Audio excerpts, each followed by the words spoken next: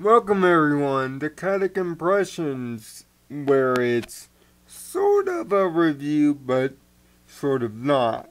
Consider this a Kadic review for shows in progress, meaning that I've now done 4 of these things. I guess it will become a regular thing now.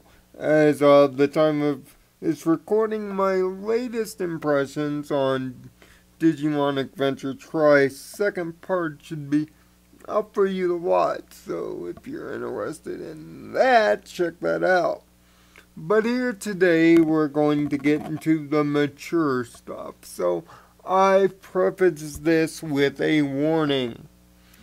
If you are a child or under the age of 18 and you either don't watch this stuff or your parents don't allow you to watch this stuff, this is the time to click out, because the show I'm talking about today is not for the kiddies. It is a mature animated series, the first one I've ever talked about here on the channel. And quite appropriate too, because it's centered around another one of this channel's most signature things, WWE Talk. More specifically, their new animated series, Camp WWE. Now, as of this recording, I just finished watching the 3rd episode. I have a 3-episode rule of whether I stick with the series the rest of the way, or if I leave the series in the dust.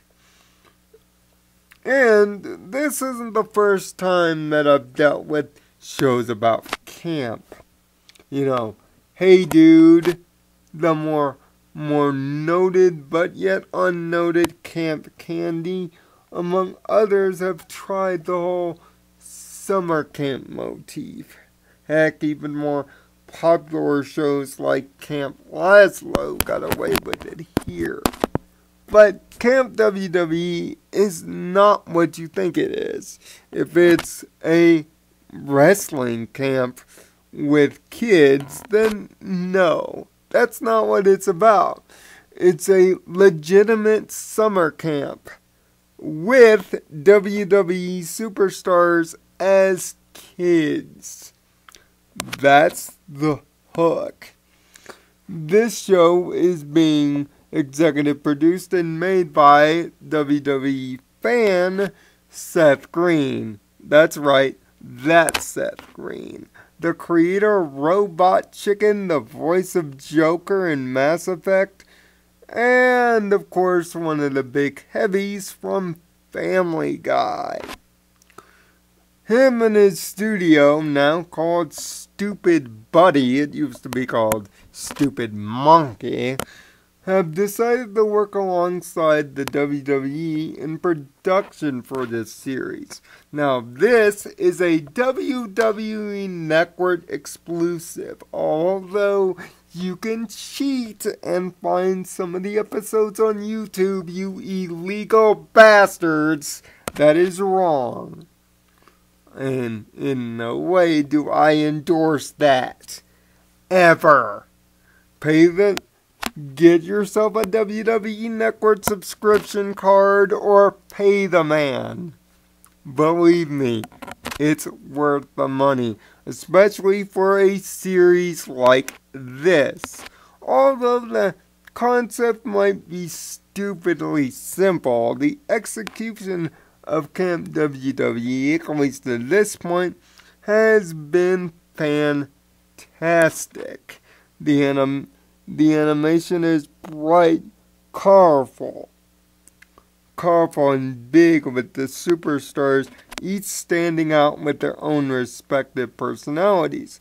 Now, not every WWE superstar has a voice speaking role here. There are a few that do. Most notably the show's central cast, which is ironically 6. What is it with shows in the number 6 nowadays? Kids' versions of John Cena, The Big Show, The Undertaker, who is hilariously goth. And I mean that in the best of ways. The Bella twins, Nikki and Brie, and of course, a foul-mouthed Stone Cold Steve Austin. Which, did I mention, this show is mature, which goes away from the WWE's current directive of family-friendly TV. This is about as anti-current WWE programming as you can possibly get here. But also you get R-Truth, as well as a cartoon version of The Rock, which is funny. The entire second episode centers around him. But you also see cameos and non-vocal spots of other WWE stars. Roman Reigns, Dean Ambrose, Rusev, even Kevin Owens can be seen in their kid forms in the background. But it's mainly the characters I just mentioned that make up the forefront of it. But, strangely enough, they're not the stars of the outfit. No. The stars of Camp WWE are not the kids. It's the adults. Because the adults are laugh out loud hilarious. Of course, Triple H and Stephanie McMahon are camp counselors, not voiced by the real-life counterparts, but funny and almost spot-on impressions of the two. But the other camp counselors, on the other hand, Sergeant Slaughter and Ric Flair, alongside as well Mark Henry, are voiced by their real-life counterparts, as well as some WWE legends like Jake the Snake Roberts in episode 3 that makes a fine cameo. But the actual star of Camp WWE is none other than the leader of the camp, Vince McMahon himself, not only in character but in voice. The chairman of the WWE has a ball in this series, and his stuff is the funniest stuff. I mean, it's laugh out loud hilarious. If there is any one character you should at least check this series out for, it is Vince's performance. It is balls to the wall.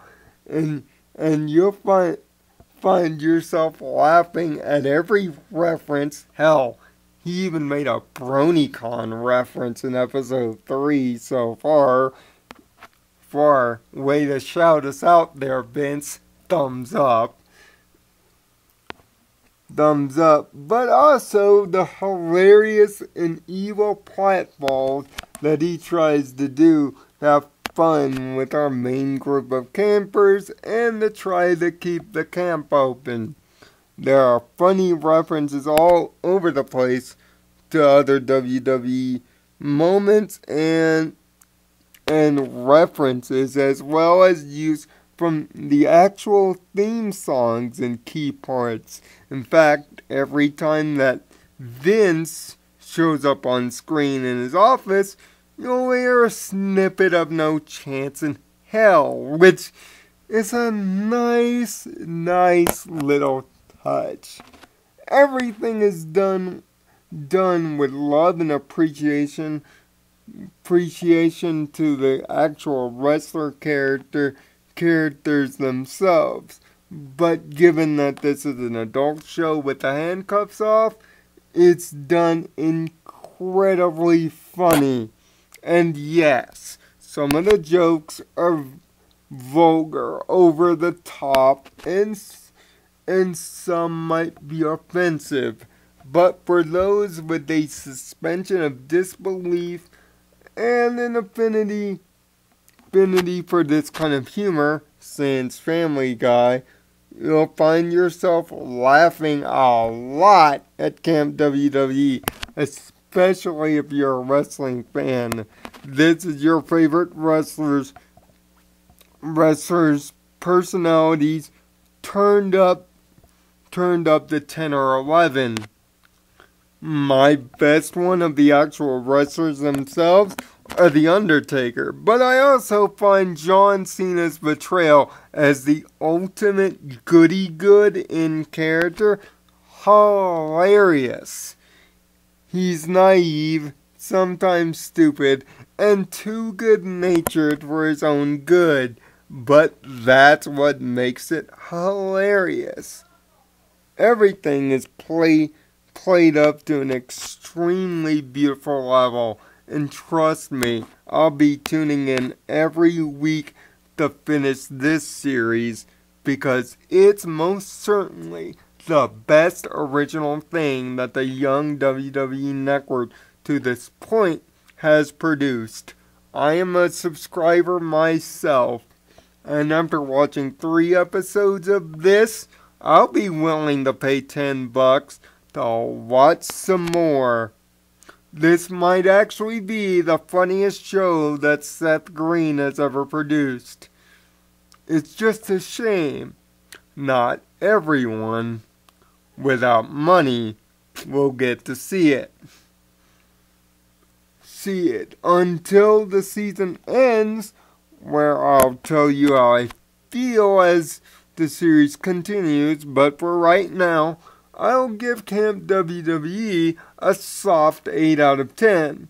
The humor might not be for everyone, and not every wrestler hits in terms of its jokes, but because of the powerhouse performances from the actual WWE stars as adults, mainly Vince McMahon himself, Camp WWE is a romp.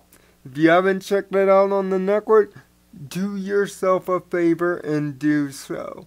You'll have a funny good time, and you won't have to bring the s'mores. Until next time, find peace in your own nirvana. Thanks for watching.